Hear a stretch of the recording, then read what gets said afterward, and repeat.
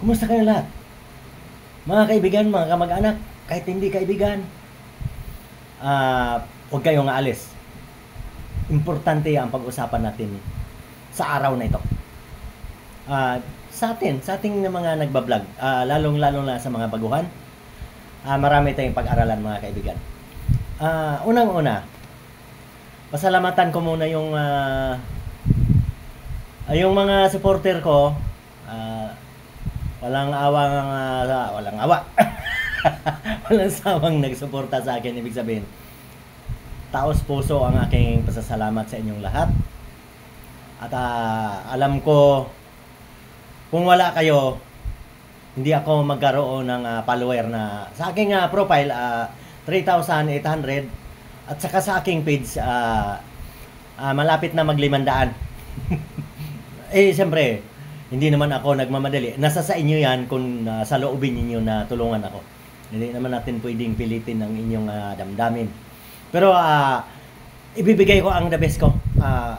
Unang-una sa mga kanta, sana magustuhan ninyo. At gusto ko pong ibalik yung mga lumang awitin, yung kapanahonan ko.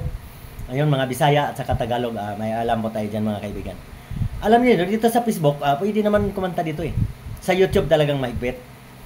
Kaya karamihan ko, kung mabisita nyo yung aking YouTube channel, ang aking upload doon sa kanta, reel, short video lagi. Kasi mayroon naman, bibigyan ko kayong tip kung alin ang hindi copyright sa YouTube. Yung mga kanta ni Romy Medalla at Il Masculino. Yan na, makinig kayo. Pwede sa YouTube yan. At kay Lord Soriano, pili lang din. Mayroon din copyright. Ibig sabihin, kaya ako nasubukan yan. Makikita kasi kagad sa YouTube. Pag-upload mo pa lang, makikita mo na kagad copyright. Di mo pa nga minsan, di mo pa napanood. Yun. Yun na, pasalamatan ko lahat ng mga follower. Bakit ako binigyan ko daan na ito.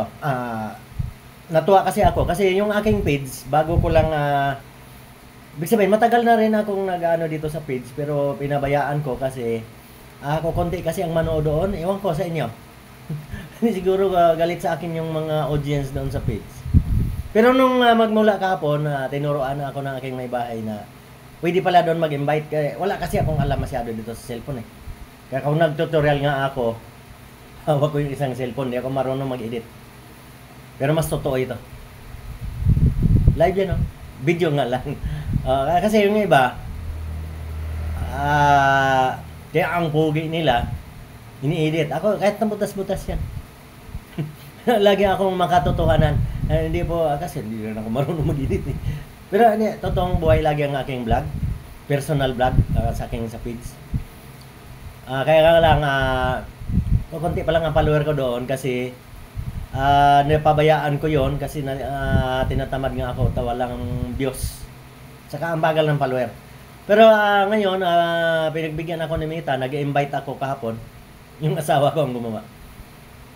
Tonto ako kasi kagahapon lang, kagabi, halos 30 yung na-invite ko na mag-follow sa aking page. Maraming salamat sa inyo. Hindi ko unang-una ko maalala ko lang, Baloro.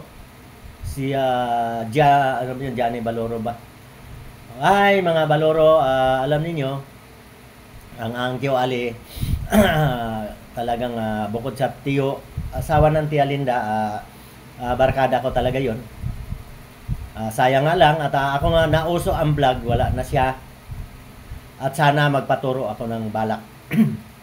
Ngayon, pipilitin kong magsulat ako ng balak, makasakali. Yung kato si Johnny Baloro, kung ano to eh, nasa sa bus company nagtrabaho ito. Musta ha? Kumustahin ko na lang ba? Baloro family, Orot family, Combis family. Lahat na. Baybado family, lahat ng taga-suporta. At hindi ko kayo mabanggit kasi nalilimutan ko na rin. Wala man ako listahan. Para sa inyong lahat, maraming salamat sa pagsuporta sa akin. At gaya na sinabi ko, hindi lang po mga awitin ang aking mga video. Kung may mga balita sa bagyo, mga kalamidad, at pagpapayo, mayroon tayo. At payo ako ng payo kung paano magsikap, kung paano magsipag, paano magtrabaho. Kasi alam niyo mga kaibigan, kung dyan siguro sa Dumingag o sa Cebu, alam ang nangyari sa akin, nawala nga ako dyan. Dahil sa mga problema na hindi ko kagustuhan, at ang lahat ng kahirapan, naranasan ko, kumain ako mga tira-tira sa basurahan, at nagkasakit nga ako ng ulcer, muntik akong pumanaw. Yun po, ibig sabihin, bagong buhay ko na ito. Gusto ko sana pag sinuwerte ako dito sa aking pagbablog. Kasi alam niyo, monetize na ako sa ads on reel. Kikita nyo naman, konti lang ang sahod. Hindi pa nga ako nakasweldo eh. Hindi pa naka $100. Ang gaganda, medyo na buhayan ako ng loob kasi mayroon ng bonuses ako din. Ano din, magkano lang, $1 sa isang buwan, $2. Ang ibig sabihin kasi mga kaibigan, tayong nagbablog, maintindihan natin yan. Ang bawat suporta sa atin, nanood ako sa video mo na nag-comment ako, nag-like ako, magkakaroon ka na ng engagement, magkakaroon ka ng views. Ayun po ang ano sa atin, nagbablog. Pero kung minsan, ang ating mga kamag-anak na hindi nagbablog, hindi po nila naintindihan yon. Mas gusto pa nila panoorin yung mga sikat. Ang kailangan kasi, mga kamag-anak, ang iyong kamag-anak na sumabak sa ganitong trabaho, yun ang suportahan mo. Huwag yung sikat na yun eh. Di ba? Lalo na ngayon, gaya ko sinasabi ito mga kaibigan ha. Lalo na sa mga kamag-anak ko na andali kasing mandali nating mabula doon sa mga scammer dito. Paprangkahin ko na ha. Kayo mga scammer, wala kayong magagawa kundi mag-video kayo dito na tinatakot nyo yung mga audience.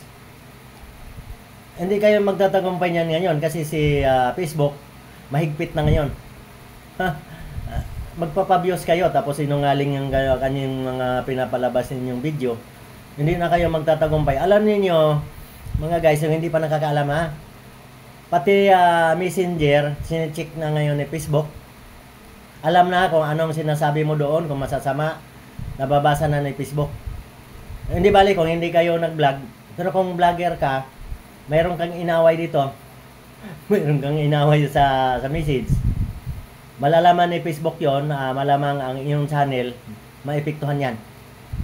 Yan na, sinasabi ko sa inyo, hindi ako tutorial, pero alam ko ang galaw ng tao. Pwede ko nga basahin yung mga isip ninyo eh. Joke lang. Siyado naman tayong magmagaling. Hindi po, totoo po. Bakit naghihigpit si Facebook? Lagi siyang nalulusutan. Yung watch to watch, bawal kasi yan eh. Ngayon, sa Messenger, hawak na niya. Ang message doon, malalaman na palitan lang kayo. Palitan dito. Na ilang beses, mahalata ni Facebook yun. Na watch to watch kayo. Di ba? Ganon po ang diskarte ni Facebook kasi alam niyo sa totoo lang, bakit naghihigpit? Nalulugi na nga yan eh. Di ba niyo alam na dati, nung bago pa lang ako nag-vlog, nagtanggal yan ng 13,000 na empleyado. Ibig sabihin, kung magbawas ka empleyado na lulugi. Kaya po, sana po makabawi. Alam niyo kahit kayong mga sikat dyan, mawalan din kayong trabaho pag nabagsak ang Facebook. Kaya po, payo ko po sa gusto lang magpa-views tapos nananakot kayo rito. Ginagamit nyo pa yung mga poon. Ganun. Ginagamit nyo pa yung mga ng Jesus. Pag hindi mo nilike ang video na ito, magkakasakit ka. Ano mga ginagawa ninyo? Kala niyo magtagumpay kayo sa mga ganyan. Huwag ganyan. Ang pagbablog ganito. Totoo ang dapat mong sabihin. Kasi kung nananakot ka, yung joke, okay pa yon, pampasaya yun eh. Pero kung sabihin mo mananakot ka para ka magka-views, galit ang Diyos sa'yo at saka si Facebook. Malalaman yan. Teka, babalik tayo sa patakaran ni Facebook ha. Malapit ng oras natin. Yun na nga, malulugi yan kasi kung sa dami ng magpapalusot, lalaki sweldo. Kaya nga binawasan yung mga sweldo eh. Kayo nga may dahilan yan eh. Dapat nakasweldo na ako kung hindi binago ni Facebook, ni Meta. Yung per video kasi ang reel noon. Ngayon per views na. Doon mga sikat, mga million views, kasi sumasweldo sila. Ako hindi. Isang taon na akong nag-iipon ng dollar. Kasi sige, nga malapit nating oras mga kaibigan. Sana makakuha kayo ng aral sa aking channel. Yan ang sinasabi ko. Hindi tayo basta-basta. Lahat gagawin ko para makatulong sa kapwa. Ito, bakit sinabi nyo, nakatulong ba ako? Nagbigay ba akong pera? Hindi lang lahat pera ang tulong sa kapwa. Yung mabigyan mo ng karunungan, naturuan mo, parang pera na yan. Ang aking mga kapatid, aabutan pag mayroon. Si Elida, diyan sa Cebu, sana ingatan mo yung konting puhunan na binibigay ko kasi tag nito, hindi tayo laging di bale kung sumweldo na tayo sa YouTube, sa Facebook, buwan-buwan. Buwan-buwan mayroon din kayong ipapadala ko sa inyo. Kasi dito sa akin trabaho din naman dito, tama lang din sa akin yun. Di ba? Wala akong pensyon, natanda ako, walang pensyon. Hindi ako nakaranas ng malaking kumpanya. Malapit na magwakas sa ating video. Sige. Ulit. Salamat sa mga suporta. Sa page natin Paano nyo malaman ang page? Sige, konti ang follower. Wala pang 500. Pero maraming salamat. Nag-invite ako. Daming lumipat. Hindi ko na maisa-isa Si Mila Rosa. Ang daming nag-follow sa page. Maraming salamat sa inyo. At hindi kayo malulugi. Susuklian ko yan. Kung hindi ko man kayo mabigyan ng pera, yung mga naibibigay kong mga diskarte, titingnan niyo yung aking mga video. Kahit sa mga pagdadala ng mga anak, lahat, pinagsisigawan ko, nadidiretso ko yung mga anak ko. Walang tabingi dyan. Pag sinabi kong ganitong oras, uwi na. Kasi kung pakalat-kalat pa yan kung saan-saan galing eskwelahan, doon mapariwara. Hanggang dito na lang, walang tayong oras. Ingat po tayo lahat. Patuloy lang sa mga pangarap.